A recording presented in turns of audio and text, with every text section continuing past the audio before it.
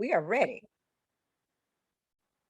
Okay, good afternoon, everybody, and good evening, and welcome to Portsmouth Coffee Talks Evening Edition. Another Thursday afternoon, a nice afternoon, and we're here to this evening with my co-host, Leah Drake Stitt, and Thomas the Colonel Chapman, who's back in town. We can tell by the background. By the background. We can always tell he can't hide from us. But anyway, we're glad to have you back. I'm glad Traveling Mercies were with you on your trip back here. Yes. But we're going to discuss something tonight, this evening, that all of us know that there's a positive side to Portsmouth, Virginia. There are a lot of positive things going on. And yes. Over the last few months, we've been getting one side of Portsmouth, and that's necessary to share that kind of information as well. But we feel it's also necessary to share the good things that are happening all through the drama. So we want you to be aware, the citizens of Portsmouth, because all of us should be ambassadors for our city, mm-hmm. and not putting the city down. But the more you know about your city and what's going on, the more you can talk positively about it. And it also goes out to the people that don't live in Portsmouth, so they can we have to control the narrative about what goes on in Portsmouth. A lot of the other things you see, it's going on in the other cities as well, but we get the recognition more than any other city. But we're going to put it out there. We're going to put the positive things out there. And we have a special guest with us to help us with that. And Leah, would you do the introductions? It is indeed my honor to introduce to some and to share with others our guest for this evening, and none other than Commander James K. Cullen II from the United States Coast Guard, Office at Budget and Programs. Commander Cullen serves on the Commandant's direct report staff at the Coast Guard headquarters and is the Coast Guard's Chief Evaluation Officer and Evidence Act Officer. He's the Coast Guard liaison to the White House Office of Management and Budget and U.S. Department of Homeland Security for Evidence Act issues, responsible for evidence-based policymaking, improvement of government efficiency, and advancement of equity for underserved communities. He's a member of the DHS Evaluation Officers Council, Coast Guard Data Readiness Task Force. He is a founding member of the U.S. Coast Guard USCGR Judge Advocate General Program. And his resume just goes on and on and on. And I must say, I learned something about this young man. Commander Cullen received his Juris Doctorate degree from Fairleigh Dickinson University, and his master's degree, Master's of Administrative. Let me get this right now. You received your Juris Doctorate from Rutgers Law School, and you got your master's from Fairleigh Dickinson in New Jersey, and with public administration. And in June of 2022, he received a master's degree and strategic studies degree from the U.S. Naval War College. His awards include the Defense Meritorious Service Medal, the Meritorious Service Medal, Joint Chiefs of Staff Badge, medal with oak leaf clusters. We saw that, 2 awards all over that uniform for the 4th of July celebration. After he was in the Afghanistan campaign, Medal GWOT campaign, Medal NATO Medal, Military Outstanding Volunteer, a Service Medal, and overseas assignments, including Afghanistan, Iraq, Bahrain, Kuwait, Australia, Oman, Guantanamo Bay, and Jordan. And Commander Cullen lives with his beautiful wife, Cathleen. And they have 2 amazing ex-racing greyhound dogs who are the honorary mascots for the IC Norcom High School. Now, not only that, with all of this huge resume that he has, he also finds time to serve as a member of the Sheriff's Office in our auxiliary staff member. He's one of our auxiliary staff members, as well as he and his wife has taken on the challenge of bringing the good news about Portsmouth to all of its citizens as well as to those coming from afar off. And he's doing this through the farmers market every Saturday. And they are doing an amazing job. You need to follow his Facebook page. It's everything positive about what's taking place in Portsmouth. So James, I love you so much, and you know I do. Welcome to Portsmouth Coffee Talk, and I know later Cathleen will be joining us as well. So welcome to Portsmouth Coffee Talk, James. And I shortened your bio because it's a little lengthy. It's a little lengthy. I couldn't go through all. Our hour would be up if I read the entire bio, okay? Okay. But I didn't know you had your Juris Doctorate, man. That was short. That was short. Well, I don't think I can do much to follow up on that. So thank you all very much and have a good night. I think I'm going to end on a high note. Well, one other thing, James, before you get started, you're not a native of Portsmouth, but you came here from a little town in in New Jersey. When I was looking up there, and how many people were in that town, Mayberry? I mean,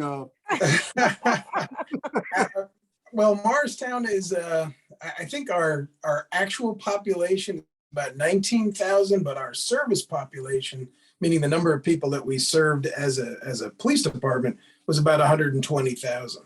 It was one of those communities that everybody rushes to during the day. It's the core of a whole lot of businesses up there. For example, AT&T's headquarters was up there. A lot of other people. There's an international airport there and stuff like that. But they all zoom in during the day and then they all disappear back to the suburbs in the evenings. So it was a bit of a challenge because our taxes were based on population, not on the business people who came into the city during the day. But yeah, Morristown, I retired from the police department up there after many years working as a police officer in northern New Jersey. Yeah, I just had to throw that in because you're used to that kind of small town atmosphere. Not saying Portsmouth is a small town, but Well, there's many aspects of it. Morristown, it's interesting, James, that you mentioned, only because when I first arrived in Portsmouth, I started my career as a foot patrolman many years ago in New Jersey. And I found that when I arrived in Portsmouth, it was very, very much like Morristown, New Jersey was when I first started working there. And it was built around the same time.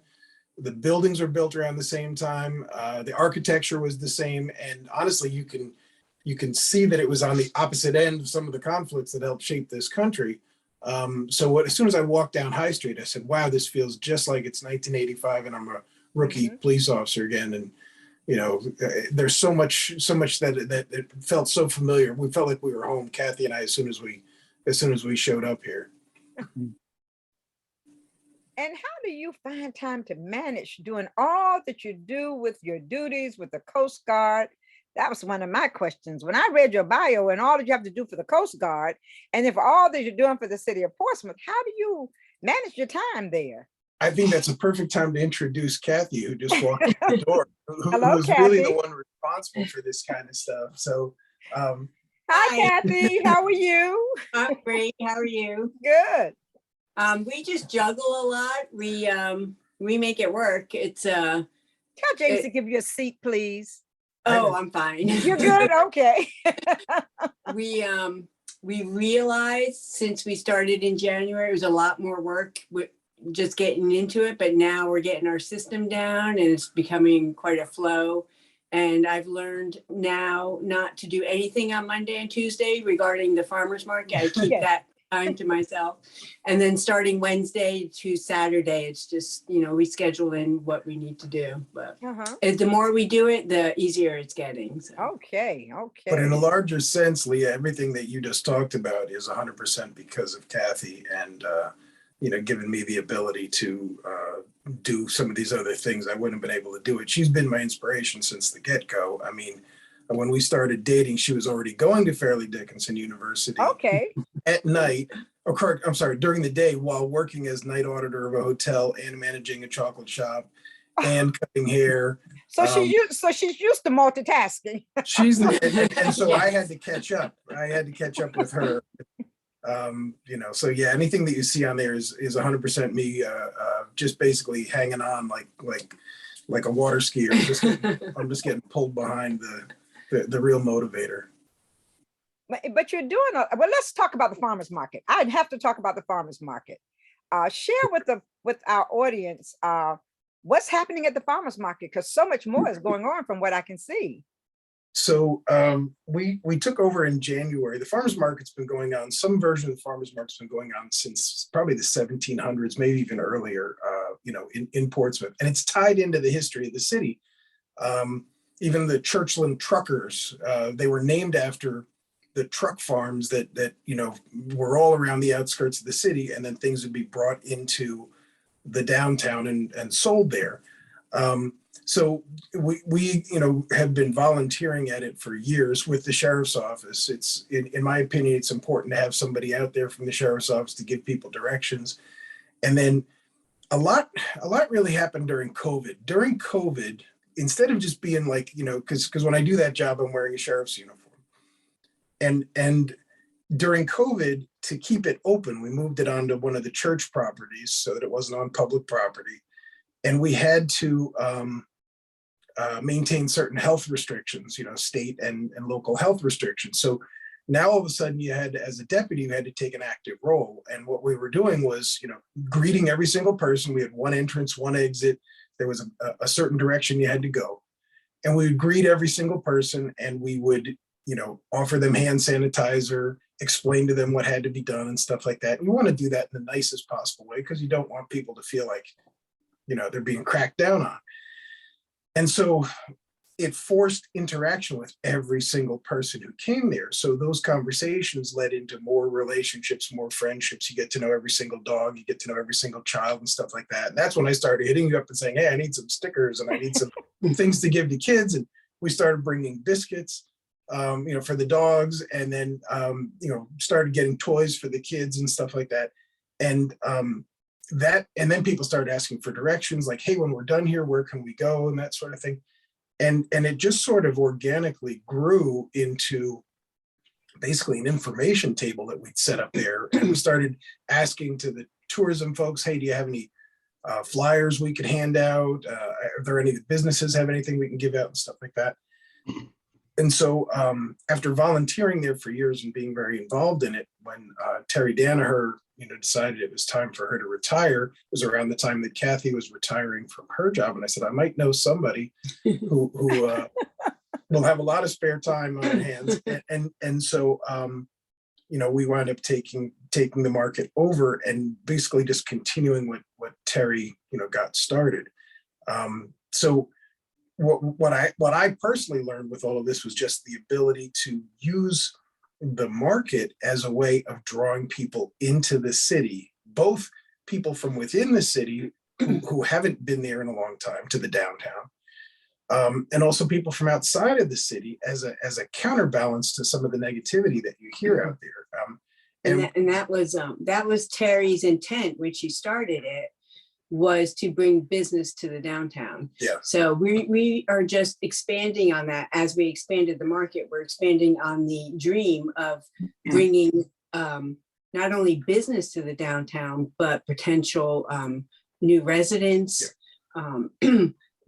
even people that live in Portsmouth that really never go down to Old Town during the day on a Saturday are now coming down there and staying all day because it's just a place to be. They see everybody. It's like a happy hour kind of thing. And then that in turn has caused, I don't know if you touched on this before, this overflow of now we're hearing a couple of restaurant owners are saying, I'm going to do whatever I can to open my doors now, maybe at 12 on Saturday instead of 5. And even if they need to work the extra hours themselves. And we've had one of the restaurants, the Stellar Wine, they did a little Sunday or Saturday brunch during the market hours just to feel it out. And she was really happy with that. Yeah. And if more stores will open up even earlier on Saturday instead of 11 o'clock openings, it just helps. It helps all that business. So it's become more of, it started as a way to bring business to the downtown, and that's what we're just trying to keep doing, Yeah, I mean, it was also to combat the food desert, that exists there. There's a lot of people downtown who have mobility, who need mobility assistance or have mobility issues, and the nearest nearest grocery store, nearest place to get produce is down at Food Lion. And if you're somebody who uses a walker or one of those little, you know, jazzies, whatever you call them, that's not an easy trek to get down there. So that's how this started under Terry, gosh, many years ago. But it has evolved into a community gathering place. And when I say community, it is now a true cross section of Portsmouth. You know, you go there and you'll find that the vendors are people you know, and they're your friends. And if you don't, then you eventually will be their friends if you go spend some time around them. And we see people, like Kathy said, they come down there and they just hang out for hours, because they'll go around, they'll chat with the different vendors. They'll listen to the music. There's usually some sort of live music going on. They'll hang out with whatever they purchase. They'll have a seat in the courtyard, and or you know, we've got a couple other places people can sit down and you know, just chat with each other. It's kind of like a, you know, like a citywide reunion every Saturday, which is a really nice thing. And it starts now with there's yoga in the courtyard, starts at 8 o'clock in the morning. That's not new, but what's new is that it's now rain or shine. So you can come down there. One of the churches, Trinity across the street, has agreed to open their doors in case it's inclement weather. So people can count on there being yoga at 8 o'clock. At 9 o'clock, the market starts again, rain or shine, unless it's dangerous weather. And we had, you know, like say for your typical first Saturday of the month, which was our busiest day, we had, I think, 51 vendors down there. This past first Saturday.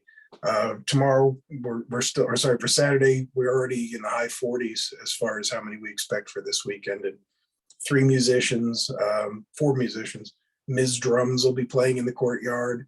The Go Tech bus will be there this Saturday. And I don't know if you'd heard about this, but it's a new education program that the Portsmouth schools are going to be bringing on board, kind of as an adjunct to Starbase Victory. And so they have a bus with all of the technology on board that they're going to be bringing down there. And, you know, please bring your kids, come down and see this. I believe the mayor's going to be there, and he's been challenged to a welding contest. Yeah, but that's all. and that's all part of, you know, just it's kind of like becoming the village square, I guess, is a good way of putting it. Wonderful. That's good. James and Kathleen, what I like about it is the opportunity that entrepreneurs have, you know, to come and be a vendor and show their wares on that Saturday and pass out their cards. I mean, one Saturday I was down there, was a young lady, a young girl, I'll put it that way, 11 or 12, showing her art. Her artist abilities. And, you know, and it was just amazing. I've seen other people down there where you probably wouldn't get an opportunity to see that otherwise. Right. And then, you know, you can take their cards. And so it serves a lot of purposes, bringing businesses down there, have people having somewhere to go and get organic food, reasonable price, vegetables and things like that, and people grow themselves, and plus have that opportunity to show off something that you do to others, you know, to share some abilities that you have that you show off to others. And I think that's great. And I've come down there and met people from other cities, because you get a chance to talk to people. Might be a little politics that might come up, but very little. About family and where you from, and people that are from other cities say, I'm glad I came. I normally wouldn't have come. But I was encouraged by someone to check it out. And then some of them are quite surprised when they come over here compared to what they hear. You know, exactly. Things we want to dispel, you know, all the negative things that go out that people just for face value of what Portsmouth is. You remember one Saturday we were there, and the individuals were there in the costumes, right? Back in the day. And it was interesting to talk to them about the history of Portsmouth as they were teaching, as they walked around in the costumes. I learned the history of myself that day about what went on during the revolution. Exactly. I did not know there was the African American, black fellow that was working for, I guess he was not Cornwell Wallace. That was the other side, but it was a gentleman there who was a spy. What was his name? Oh, That would have been, well, there's two. There's Lafayette Armistead. yeah, Lafayette. Yeah. His name was Yes, James Lafayette Armistead, and Right. that's it. he was a like a double agent basically. Yeah. And by working gathering information and passing to the other side, he was able to help the revolution. And then the other character who you may have seen is Billy Flora, who was one of the first successful entrepreneurs in the city. He was the village blacksmith. Uh-huh. Yeah. And that's the nice thing. When we see people from out of town, because I'm shamelessly trying to poach people from Williamsburg and tap into the history of the city and get them to come down here. People who come down from Williamsburg, I explain to them, if you see a costumed reenactor, and the group, by the way, if anybody wants to look it up, is called Mary Veal, Veale, and the Colonials. And they do painstaking research on who the characters are. But you see somebody walking around in a costume, or I should say in period garb, they are essentially, they're not just some person in a costume. They are a reenactment of an actual character from Portsmouth history. And Portsmouth has been at the crossroads of so many events, throughout history, so many pivotal events in history. And they're able to talk to you about that. And they can take you for a walk through the Old Town area and tell you about what happened on this very spot. And here's what went on here. And here's, the important things that happened in this city. And it's great watching kids respond and react to them, and adults learning things about it. And for me, it's a real alternative to just some actor who's just wearing a costume. These people are actually from Portsmouth, if you will. So I introduce them as time travelers or ghosts from the past to people. And you talk about kids reacting. You should have seen James and I trying to get pictures with all of them downtown. And I was trying to get one of them to break character, but he would not. He wouldn't break character. Yeah. Because I knew him and tried to get him, but he's like we were in 18 something. Yeah. And we tried to get them on the show, James. Remember, we tried to get them to come onto the show. Yeah, and when they got sick, Maryville character got sick and everything, but we might have them back. It'd be a good idea. Yeah. It'd be a good idea. I think they'd love to do it. And those are people who, because they're out and about all the time, they see everyone, they know everyone in the downtown area, because that's what they do is just walk the streets and chat with people and serve as ambassadors for the city, and they're really, really good at it. So what other vendors do you have there, James and Kathleen, besides the food vendors? I know you have some people who have baked goods, and not only raw goods, but baked goods and candles and what else? We have 3 main produce vendors. We have 2 seafood vendors. We have a beef vendor. Dexter beef. Yeah. He sells Irish Dexter beef. And then besides that, we have our baked goods, our spices, our jams and jellies, salsas, hot sauces, all those other types of foods. And then we have our crafters and our artisans. And it's a wide assortment. Yeah. I have a new macaroni and cheese vendor starting on Saturday. Oh, wow. Yep. And most of all, you have Bob Triplett. My friend, Peanut Man. Bob the Peanut Man. That's right. Well, one of the things that we see happening, and it's great, and we encourage it, is you will have people using someone else's products to create products. So, for example, Summer Whitehead, who does the, she calls them hand jacks or jacks, just their little half round pies. Like potato jacks. Yes. Yeah. Well, she does sweet potato, lemon, cherry, apple cobbler, and peach cobbler, I think, and maybe some others. I'm not sure. She's introduced a couple of others. A blueberry this past weekend, and she makes these in her own kitchen, but she gets the produce from these other farmers. So she'll pick up the produce on a Saturday, go home and cook, and she'll post videos of herself making this stuff up turn it into these pies, which are still hot when she gets there in the morning. And she sells out usually by about noon because everybody knows of them and they're very excited about it. But what's exciting to us is that she says, oh yeah, the filling from this came from that stand right over there. And then vice versa, that farmer can say, and if you want to try some of this made in a pie, go right over there. By the same token, what's the doctor's name from I Customize? I always Christy Hawkins. That's it. So Dr. Christy Hawkins, who has a doctorate in business, I believe, but during COVID started messing around with other things. She has a stand there called I Customize, and she sells jams and preserves, but she makes the jams and preserves from vegetables that she gets usually, and fruits that she gets from right next to her Deer Haven farms. And she will take beets and make these amazing jams, jellies, and brownies using the sweet elements of beets to make these brownies that taste it. But the point is, it's people, helping each other. The Dexter beef guy will say, hey, if you want to try one of these right now, go down to Tony at the grill and he will cook one up for you on the spot because he gets his beef from him and so on. And that's a nice synergy. The businesses are helping support each other and directing people to each other, which is nice. I know the Colonel wants to get in there because he's a military guy, and I know Portsmouth has a rich maritime history and being a Coast Guard city now. I guess you get a lot of people coming through the Coast Guard that are from other places, and they get a chance to come downtown, and some of them might be from places like you came from, and it sort of takes them back to that hometown feel, just walking down High Street, being in a different location from when they were raised or born.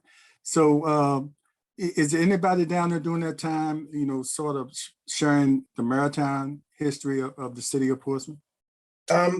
I do whenever I talk to people, because where I usually spend my time is at the corner of Court and High, and there happens to be a cannon muzzle down set into the sidewalk there at that corner in front of the pack. And there's a variety of different histories of where it came to be from, but it gives me an opportunity to talk to people as they walk by and talk about the city's maritime history. The fact that Elizabeth River was a natural channel, the fact that there was a sandbar, a shoal essentially down there near where the shipyard is now, and they used to beach tall ships there and tie lines to the tops of the masts and pull them on their side. They called it careening, so that they could work on the bottom because there was no other way to work on a ship. There was no such thing as a dry dock or anything. And then I tell the story about how, just like I usually ask people, what kind of business do you work in? And they say they work in healthcare, whatever it is. And I said, well, have you ever known any people who you worked with in your hospital who might have been a little bit, let's say, non-motivated or less motivated? And they'll say, yeah. I say, okay, now imagine this. To this day, the Portsmouth Naval Shipyard is in the business of repairing ships and upgrading weapons systems on ships. And it's been doing this for hundreds and hundreds of years. So imagine that some of those lazy people were crews on a ship and they were on their way into the port and they're coming up the river, and someone said, hey, when we get into the port, you guys have to lug all those old obsolete cannon and bring them like a quarter mile inland and stack them up there near the foundry or whatever to be melted down. What do you think's going to happen to some of those cannon as they're coming up the Elizabeth River? And of course, what actually happened, and I hear the Colonel chiming in because he's worked with a few of these people. So you're going to hear some mysterious splashing noises. So what's that? Is that an eagle up there? And then so the cannon that are scattered all over the city, several of the ones that you see scattered around the city, especially the ones that look a little more corroded than the others, they were fished out of the bottom of the Elizabeth River when they were rebuilding the seawall. And that's 100% because there's going to be some people who are going to take the shortcut, and that's a less cannon that had to be lugged. Colonel's nodding here. But, cannon is a cannon. A maritime cannon is just, one that we oiled more often, but it's it's something that makes a satisfying splash when it goes over the side, I'm sure. And there was plenty of folks who did exactly that. So, so that's a great opportunity to turn people onto that, because then we can say, And if you go right down the street, you hand them flyers, you go right down here to the Naval Shipyard Museum, and they will tell you all about this kind of stuff. And then that gets, especially tourists, gets them in the door of that. They get to learn more about how the city came to be, because you tell them we had the shipyard, and then people started getting hurt working on ships. And then we had a naval hospital, and then the city got built up between it. And then a lot of the streets that are now streets were swamp, and they were filled in over time. And, you know, the city grew, and the grid of the downtown grew over the years. So as far as getting other Navy and Coast Guard people involved, one of the issues that I had when I first came here, and I preface by saying all these opinions are purely my own, none of these the official opinion of the government. But I've always felt that you know, when you're a military member serving in a particular city, you should do everything you can to try to you know, be involved with and give back to that city. And there's a perception that people have that, you know, that a lot of the military members just live on the base or leave the base and just drive through the city and go somewhere else. So we have volunteers now who are Navy personnel and Coast Guard personnel who you'll see out there in the bright yellow vests. And Okay. since we have many vendors who have mobility issues, they're older, they're handicapped in some way, they could not participate if not for these Navy and Coast Guard volunteers. Yes. So we tell them, if you can physically get your car loaded and get to us, we will send folks over there to help you unload and help you set up. So there are folks who are literally participating every Saturday, and all the things, James, like you mentioned, you know, participating in the social aspect of it, participating in the business aspect of it, and exposing what they can do to the world. But they're doing it 100% because there's volunteers there from the military.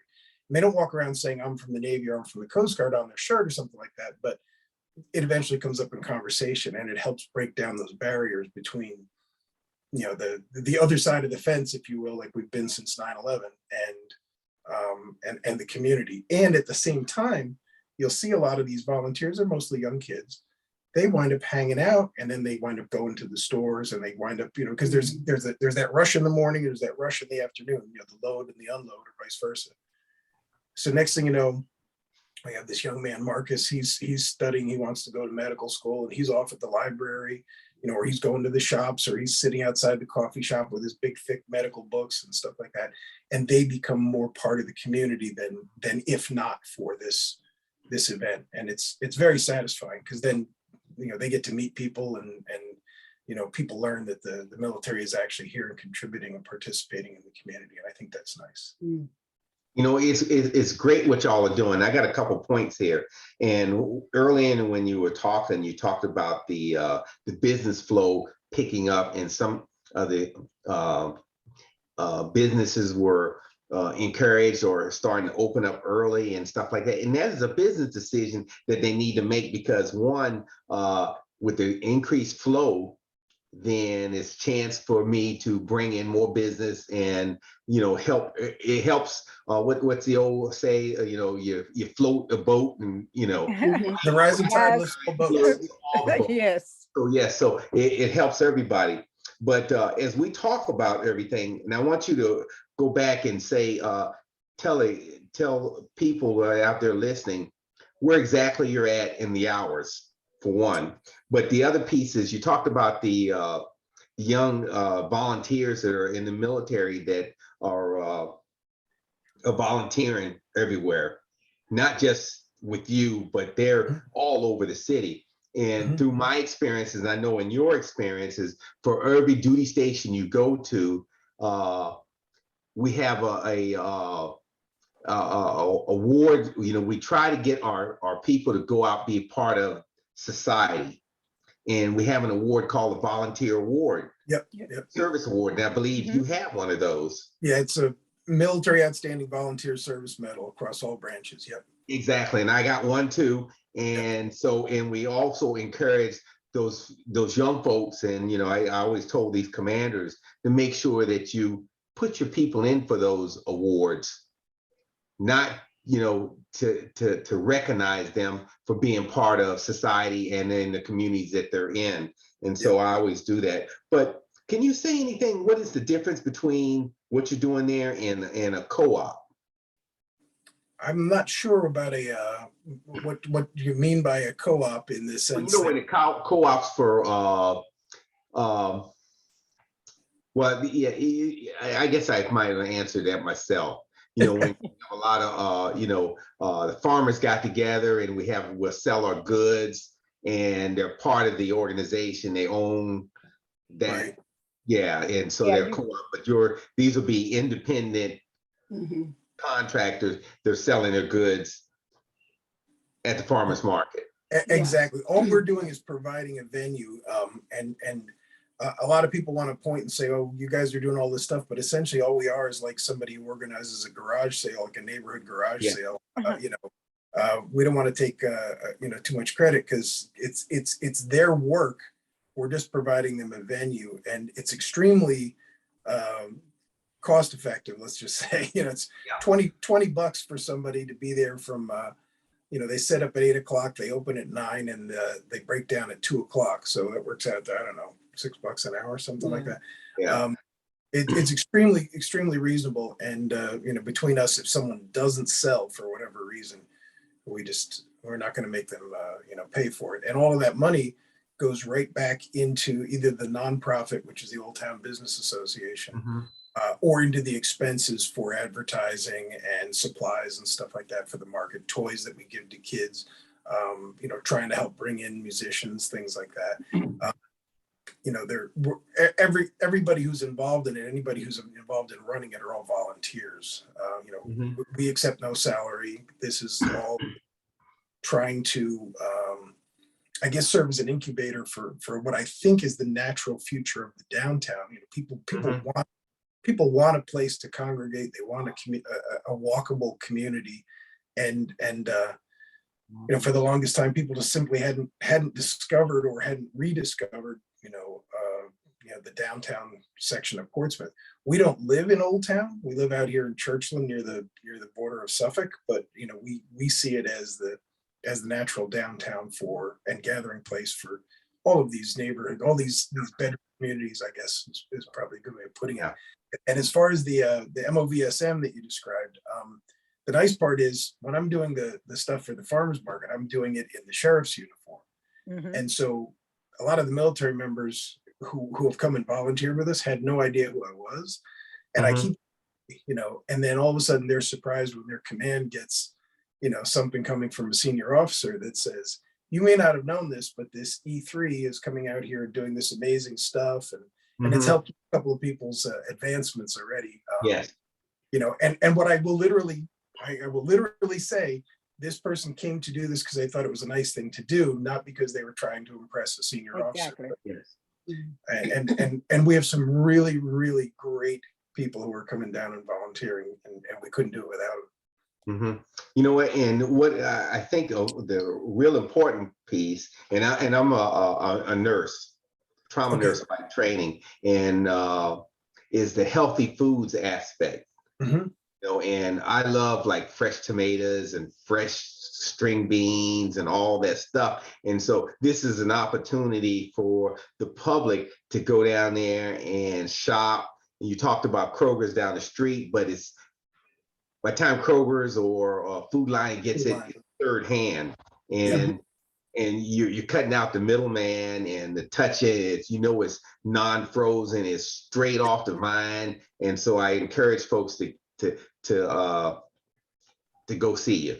Thank you, Carl. And also, if you look on, if you get to know the farmers, you can actually follow their Facebook pages. Mhm. And like Chip from Deerhaven will be like, all right, I'm pulling this, and he's out in the field taking video of whatever and whatever he's pulling on a Friday, you're eating on Saturday, which is Mm-hmm. And James, if a person would like to come to have a vending spot there, what do they have to do in order to secure a spot there?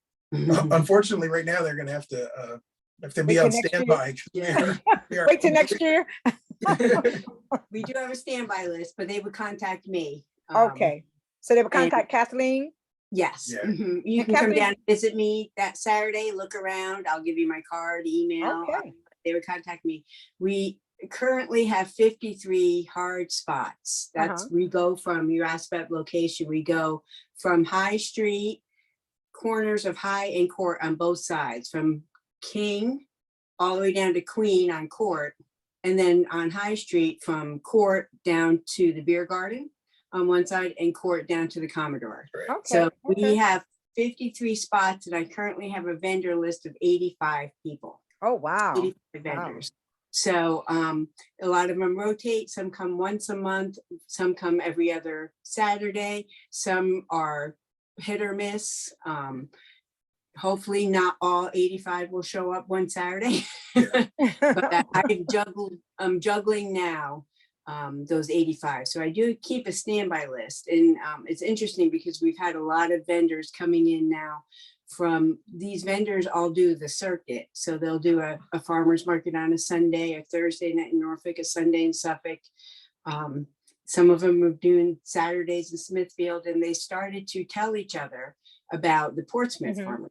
So we've had a big influx of new vendors just in the last few months since we've expanded, which filled us up to capacity. But that was encouraging because they're from Virginia Beach. They're from Norfolk themselves. They bring their clients or their following from Virginia Beach. And from Newport News, they're coming because they know they post on their Facebook pages, we're going to be at Portsmouth, Old Town, this Saturday, come see us. And then they get their own little following. So, and every one of those visitors, it like last weekend, we had some people from Virginia Beach who just came down because they'd heard some of the buzz. And they said, very candidly said, we hear nothing but bad news on the TV. We hear Portsmouth, but we keep seeing all this nice stuff. So we decided we'd take a chance. And the guy's looking around, he's like, this is so nice. This is like such a great thing. Why does the news say such terrible stuff about Portsmouth? And I gave him my long speech about how I feel like the news paints the entire city with one brush, unfortunately, and instead of focusing the attention, on specific problems, they like to focus on negativity. Oh yeah. So, but the point is, he and his wife will now go back and tell their circle of friends, and maybe they'll go back down because those are the people that we'll see sitting there with a cup of coffee from the coffee shop and a couple of pies from Summer's Southern Sugar, I think she calls it. And they'll be sitting there listening to the music and enjoying themselves. And then they go into the museum because we say, hey, you see this nice building here? It looks like a courthouse. It's actually a museum. And we're doing this hanging tree guitar thing. And it's educational. It's about guitars that were made from trees that people were lynched on. And this is something that is very, very educational and very poignant. And next thing you know, they're inside. Or you tell them about the sculpture contest that, hey, there's a sculpture contest and you fill out this ballot, you hand them the ballot, say, just circle your favorite and drop it right inside the door. And next thing you know, they're walking around inside and they're learning. And the same thing with people who have coupons for the art store up by the Children's Museum or, any of these other locations. If they hand you something, that says like, I drew a blank, Little Shops on High will hand us just a business card with like 15% off any item in the store. You hand that to somebody who's from out of town and say, so they don't just get back in their car and leave. Right. That's not what we want. Right. Hey, this store, you see there, Roger Brown's just after that on the left-hand side. If you go in there, you get 15% off any item. And then as soon as you're done with that, if you go right around the corner to that art store there, or if you go to Fanny's Vintage, she has all stuff from the 80s, from the Studio 54 days and blah, blah, blah. And all of a sudden they're excited. You tell them about, hey, Greg's Tattoos right over here. They've just had a grand opening and they're having a special on whatever. Or you go to the thrift store and you're going to find it's not like a thrift store when you go inside. It's real. You give them a sales pitch about the city. And then eventually they're asking, hey, where can we eat around here? You say, hey, what kind of food are you in the mood for? They want German, you point them this way. You want a Mexican, they send them that way. They want American, you send them to Roger Brown's, and that's, and I hate to say it, but I'm standing there in a sheriff's uniform, so they kind of trust that I'm telling them, it's a safe, healthy place to eat, kind of thing. And it helps build the community and build the city and bring people in here, and that's good. So we try to find the balance where we want to be an environment for people to be able to, to start businesses and to have exposure. And we will always try to bring in people. If they say they're from Portsmouth, we get really excited. But we also want to bring in as many people as possible to fill these spaces so that we're selling Portsmouth to the larger Hampton Roads area. You know, Jim and Kathleen, when I listen to you two, and when I go on your page and see all that you're doing for the city of Portsmouth, all the positive light that you're bringing to the city of Portsmouth, it reminds me of Dr. Holly, who used to say he was a drum major for Portsmouth, and his job was to sell the city of Portsmouth to those who were coming in and those who were out of Portsmouth. And that's just what the two of you are doing. And it just reminded me, that's why I was scrolling here in my tablet trying to find it. My daughter graduated in the class of 1991. And I listened to one of their class reunions, and where they were all singing that song that all the kids in Portsmouth used to sing. Portsmouth is for people, For people. all kinds of people, a Yep. good place to live, work, and play. I was trying to find all the lyrics, but I could not find all the lyrics. But that Yeah. class, they were singing it like it was something that they just learned yesterday, you know. And it used to be something all the schools would sing at one time, you know. Wow. And you know, and you all are so right. You know, we just got to do, it's so much going on, and we really have to do all that we can do to highlight the positive things that's going on in the city as well, you know. And I just thank you, because not only you do the farmers market, when we call you to bring those dogs up, our lovely Portsmouth Greyhounds from Norcom High School, you brought those Greyhounds up to high school, and it's just mesmerizing to see the students to actually see these Greyhounds and to ask the questions and learn really about the Greyhounds. And you taught us something just recently. They were not originally Greyhounds, they were Great Hounds. And that's what we are. We are the Great Hounds of IC Norcom High School. I'll take that too. I'll take that any day. And But you let just me- gave me another lesson, because I often wondered, how did churchmen become the truckers? I Yeah, never could fathom, how did they become the truckers? But you just gave us the information, so now we know why they are the truckers. But they really would prefer to be Greyhounds. But anyway, we'll let them be truckers for now. It's But, more- it's we more also truck- know why we also know why Craddock are the admirals. Exactly. And So, this, and Sherry Bailey just put on Facebook, she says, thank Jim and Kathleen, Kathy, she called you Kathy, I think that's what she said. Absolutely. Jim and Kathy, for all your help Juneteenth 2022. So, you know, so you all have just been engaging in bringing that light to Portsmouth, and it's a good thing. And prayerfully, it will continue, and that everybody will get together and start showing that light, showing the great things are here. And this that's that is our absolute hope. And like Sherry just talked about, you know, we also see the market as, like I said, it's a true community hub. And so, you know, if there's somebody who wants to do a St. Patrick's Day event, we'll hang up St. Patrick's Day, you know, flags, and we'll put on green hats, and, you know, whatever it is, and everybody's welcome. And then if someone wants to do a Juneteenth event, then we went out and got Juneteenth flags and hung them up, and then we brought in the vendors from the Juneteenth thing. And it wasn't like this is some separate, you know, a block away event. It's be a part of the community. Exactly. Exactly. And that's going to be, you know, for everything that comes down the pike, we want it to be, you know, this is our hour. And that means everybody, arms really wide. This is our city. It's also our chance to show the rest of the region, the rest of the state, and I'd be bold enough to say the rest of the country, how this is supposed to be, you know, how we can look out for each other, love each other, and you know, lift each other out of some of the things that have happened in the past that shaped the city.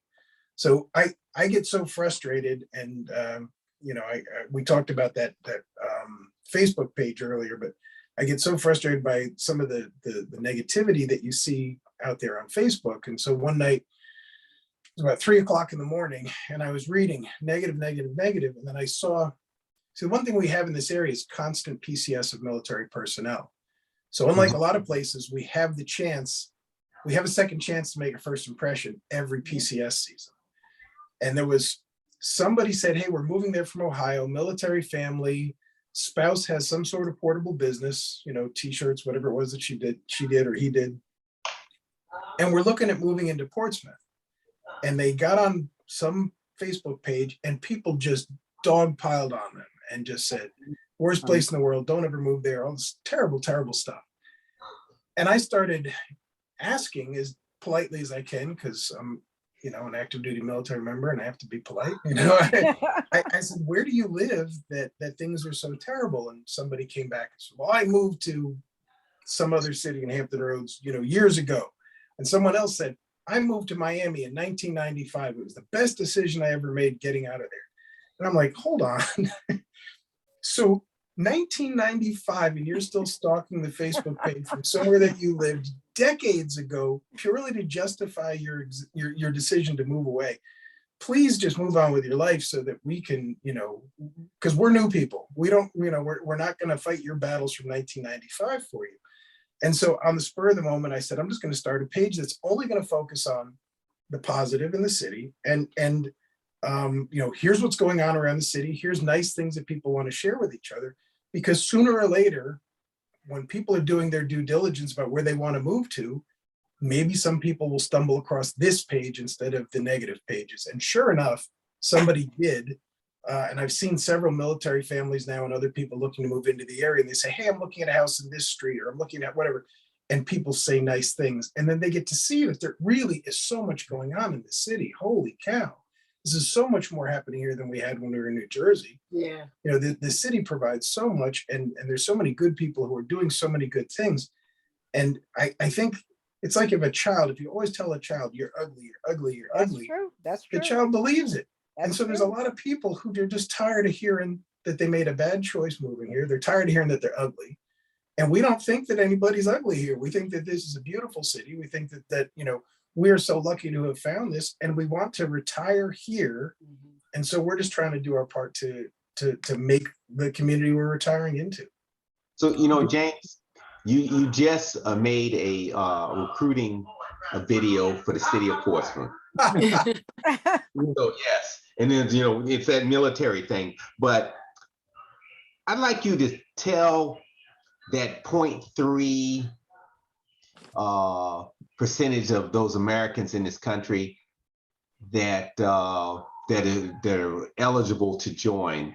Why would they join the Coast Guard or any other military branch? And I know that's your, and I say the Coast Guard because we talk about Army, Navy, Air Force, whatever, and then Coast Guard. But tell us about the Coast Guard. What is done for you? So I preface again, Colonel, by saying that these opinions are mine and not the opinions of and with apologies. You don't have an Army guy. With apologies to my father, the Army veteran. So the Coast Guard is different than the other branches in the sense that we do not and have never fallen under the Department of Defense. Prior to that, the War Department. Mm-hmm. We have always been created as from the get-go by Alexander Hamilton, as a seagoing police force. Mm-hmm. And a regulatory agency, in addition to being a military branch. So we have, if you can imagine that the Air Force had the authority to regulate the airline industry, which they don't, but I'm saying imagine if they did. The Coast Guard regulates the maritime industry and the hazardous materials industry and a lot of other industries that impact waterways and bridges and movement of things across waterways, all commerce related things. We were originally under Treasury to try to fight pirates to make sure that money was flowing into the country. So, and we're lifesavers. I mean, you know, one of the different branches that became the Coast Guard, we were comprised of several different agencies that got squished together, was the U.S. Lifesaving Service and the U.S. Lighthouse Service. So we have in our DNA lifesaving and being moderate in our approach to not being heavy-handed, I guess. And in Alexander Hamilton's original letter to his captains of the Revenue Marine, which we were called back then, he said, you will remember at all times that your customers, he didn't use that word, he used some flowery word from back then, but basically the people with whom you are interacting are free people and will not tolerate haughtiness or heavy-handedness as you go about your affairs. Mm-hmm. And so we've been taught that. If you meet Coast Guard folks, you notice they're probably usually pretty polite and looking to help, because it's really in our organizational DNA. And the other thing is, you know, shamelessly, if I was saying this to some kid who was looking to get in, you know, entry level, is you're going to learn a skill set that's going to have immediate application in the civilian world later on, because we're so heavily involved with the maritime industry you know, all these facilities around here we regulate. So we have constant interaction with those industries, which results in you being in demand to come work for those industries, you know, down the road. So nothing against the Army. I spent 4 years embedded with the Army. But you know, here's the other piece, and I'm gonna do this shameless plug. When you look at gender upward mobility, the Coast Guard has the only female chief of staff. Correct. Our commandant is female. Commandant. We had the first female commander of a warship in a war zone. We had the first, I believe, the first female commander of a ship. We had the first African-American captain or vessel commander in the history of any of the maritime services, and some of our true Coast Guard heroes, were going back in our history before we merged together. You know, were the people. Put it this way: one of them was the person who introduced reindeer to the North Pole. Mm-hmm. That's a long story we can chat about sometime, but essentially to save a bunch of starving mariners who were frozen in the ice, he drove reindeer over ice for a long distance, a whole herd of deer, to get to these frozen mariners to help them have something to eat, you know, so they could get out of there intact. So the whole story about Santa Claus having reindeer was directly tied to the Coast Guard captain. Roaring Mike Healy, his name was, as a matter of fact. That's why Steve was plugged. It opened that up here. We're more interested in who can do the job, you know. Yes. You know, than any other identifiers. Let me say this as we sort of wind down for this hour. I just want to throw this in to a lot of those people that complain about the crime here in Portsmouth. A good percentage of those people that always complain are never affected by any of that violent crime. It's just their perception of what they see. So I just throw that out there. I wanted to ask you a question as far as the season of the farmers market. It used to end right at the fall, but now it's extended into November, am I correct? Yes, it is a year-round market. So we go all the way up to the weekend before Christmas. So whatever that weekend is, that's our last weekend. And then we close before Christmas, and then we open up around the third week in January.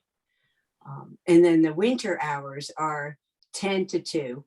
And then we expand, or we open up earlier for spring, summer, 9 to 2, starting after April. So from April to the end of October, we're 9 o'clock a.m. to 2 p.m. Oh, okay. That's great to know. And say that, you know, we here at Portsmouth Coffee Talk, we cover a lot of subjects. But if you go to our YouTube page and look at our 117, I think, videos, a big percentage of those videos are about positive things that happen in Portsmouth, positive things and events and positive people, giving people a chance to share what they're doing. Although we're going to cover the hard stuff too. Sure. Yes. Right, Colonel? Yes. Oh, Lord, yes.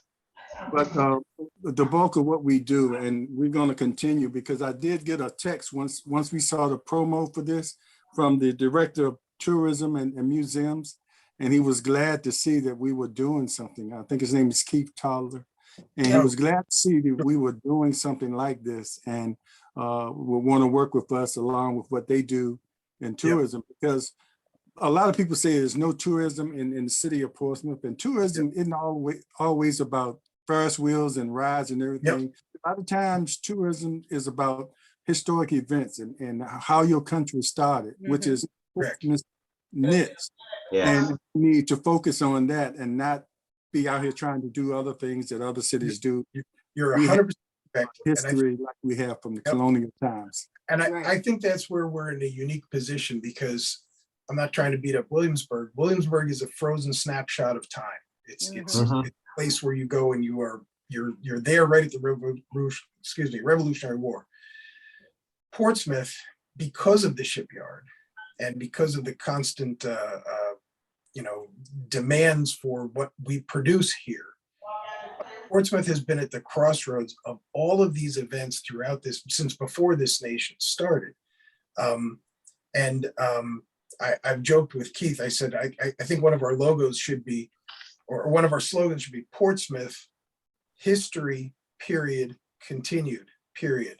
Because everything, I mean, you go back to the Battle of the Ironclads, the War of 1812, World War One, Civil War. capture, Civil War, obviously, World War One, the capture of the Germans that were living here, World War Two, the major impacts that this city and the ships that came from this city had on both World War One and World War Two in Europe before we were involved in either of those wars. Our ships and the people here were heavily involved in all of that. And we have that story like nowhere else in the country. We have and more than Williamsburg. yeah, and honestly, you can come here and you can walk right down to the seawall if you guys go out to Sunset Thursday and turn around and look across the water, and you'll get a view that you can't get anywhere else in the United States. Whatever the latest ship is that's up in one of those dry docks, you can't get that close to those things anywhere without getting on a tour boat and going there. Exactly. Here you can just sit down and shake out your lawn chair and sit there and soak that in. And you're looking at the real estate where some of these most historic vessels ever, were created. Nuclear powered submarines, aircraft carriers, all this kind of stuff. It's really amazing. And Keith Toller and the rest of the museum, the tourism folks are doing such an amazing job getting that word out and letting people know about it. And it's really working. Last weekend, we had some folks show up. They were from New Zealand. I'm not saying they came here from New Zealand specifically, but they were going to Washington DC, because they had kids that were working in Washington. And they saw the advertising, and Keith is advertising all over the place. They saw the advertising, they heard what was going on in Portsmouth. They said, this seems like a good place to explore. So these folks from New Zealand who were visiting Washington got in their car and came down here and spent 4 days down here, stayed at the Renaissance, took part in all the different activities that we've advertised. So, Keith Toller, James McCann, the rest of the group in tourism, and they're great. We talk weekly because we share our own knowledge about what's happening around the city and vice versa. And then we, try to help each other advertise stuff, because the intent of all of this is to try to educate people about, come to Portsmouth. It's a great place to see. And what a lot of people don't understand, don't know, that Portsmouth, we focusing on downtown. Downtown at one time, Portsmouth was it for Portsmouth. Most of the 39 square miles that we have now was annexed. Craddock was, Truxton used to be a township of its own, and Churchton was annexed. So downtown was pretty much Portsmouth. Time. So that's why we're focusing on that, and that's where a lot of the history is, and then it spreads out into the other communities. But any James, other last comments? Before you go, also, James, I'm so thankful for the speech, the 4th of July speech that you gave in Craddock over the 4th of July weekend. It was great because you hit on the history of Craddock and the history of Truxton, and did the comparison between those two communities and how those two communities came about. And I think that was a good history lesson for a lot of people as well. And I just thank you so very much for sharing that information on the 4th of July. And like I said, I didn't usually attend 4th of July celebrations. Thank you. But I really enjoyed coming out on the 4th of July. I really enjoyed the message that you gave on that hot day, in which my camera went hot and just my phone just shut off completely. But it was a great day. It was a great day for the two communities to come together, to be together, since they were all started the same time. Yep. For the same reason. Yep. It's just that they had a community for whites and a community for blacks. And you just helped in bridging that gap that was there, and sharing that history for those who came out to hear it. So I want to thank you for that as well. And I want to thank you also for all you do for the Sheriff Department. You've been there, you ride those bikes, you ride through the community, you share my DARE stickers and my DARE coloring books. And I appreciate that so very much. And I just appreciate all that you and Cathleen do. And I just look forward to the kids being able to see the Portsmouth Greyhounds again. For those who didn't get a chance to see them the time when you brought them into the school. Yeah, we're looking forward to the football games. Yeah, yeah, yeah. And we got a Evening big meetings. event coming up on the 20th. It's a kickoff for the football season. It's going to be a big tailgate event at Norcom High School from 4 until 8:30 on That's the doable. grounds. So I'll send you some information on that as Yeah, well. please. But I just want to say thank you. Thank you for all you and Kathleen do. And we appreciate you so much. And although, as James says, sometimes we gotta wade through the negativity, but we also want to be able to, because we have to keep the people informed. Yeah, But we also have to come back and as James said, shine that light on the good things that are going on in Portsmouth. And I think that you and Kathleen have stolen Dr. Holly's mantra there. You are the drum majors for the city now. Thank you so very much for all that you do. Thank you. That means a lot, Leah. Thank you so much. Yeah, and I'll echo that, and I'll cut mine short, and I'll just say, from one Army guy to one Coastie, thank you. And I'll say hooah back to you. Yeah. Okay. And James, and Ara Darton says, refreshing subjects, great show. Thank you. Awesome. We have to do it again, and We will. And I'll try to make this promise of, if I don't have anything for Saturday morning, I'm gonna try to come down to the market with my camera, and if you don't mind, and a little, film some of the people. Hopefully get whoever wants to talk to me on camera, and That'd be just great. Portsmouth Coffee Talk remote on. Wonderful. Yeah, that would be great.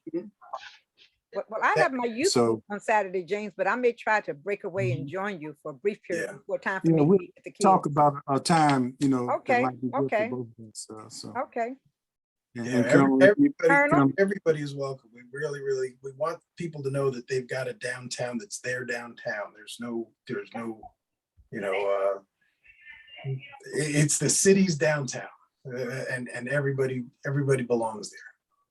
And James, and just one last thing, James. One thing I mentioned to a young lady the other day, when I worked at the Portsmouth City Jail, I walked downtown every day from the waterfront to Effingham Street and back, just to see what shops were there, what restaurants were there. But since I have been away and not working in that area anymore, I've not walked. And I was just telling her the other day, I really need to walk because I'm learning of new places every day that's opening up that I didn't know about. People from out of town are telling me about these places, and I didn't know about it because I don't walk downtown anymore. So I'm going to have to make it my business to walk down to see what's taking place in downtown Portsmouth. Yeah, my daughter is vegan, so we know it's a vegan place down there. Yeah, I'm vegan soul food right there. Yeah, I've eaten there, James. Yeah, so. Yes. So when she comes back, she knows. Outstanding. Well, thanks again. We really appreciate the both of you taking your time out, and I think I'm gonna head down to Sunset Thursdays. Have fun. Relax, enjoy after this stimulating conversation. We appreciate it. Thank you both so very much. All right. We appreciate you. Portsmouth Coffee Talk is here for our voice, our community, in our future. All right. We got it right. Got it right. It's in order and everything. Thank you, James and Kathleen. Thank you so very much. Thank you so much for having us. Okay. And thanks for those watching on Facebook Live. And if you're just coming on, you missed most of it, stay tuned. You can watch it on our YouTube channel later on tonight or tomorrow. Okay. Thanks again. Thank you.